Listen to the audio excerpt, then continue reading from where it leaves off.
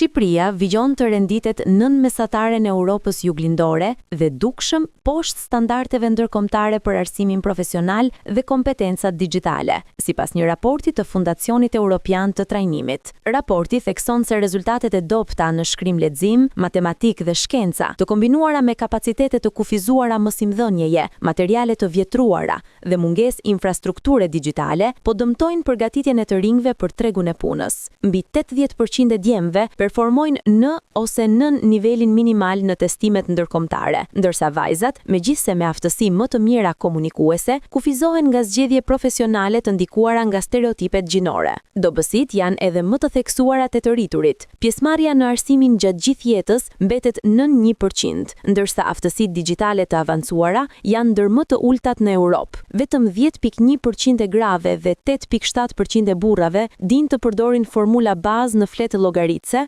rreth 1 në 5 persona mund të transferojë skedar ose të konfigurojë aplikacione, ndërsa më pak se 5% kanë ndjekur një kurs online. Raporti evidenton gjithashtu pabarazi gjinore dhe territoriale, ku gratë ve zonat rurale kanë akses më të kufizuar në zhvillimin e aftësive digjitale dhe numerike, duke thelluar hendekun mes kërkesave të ekonomisë moderne dhe kapaciteteve reale të fuqisë punëtore shqiptare.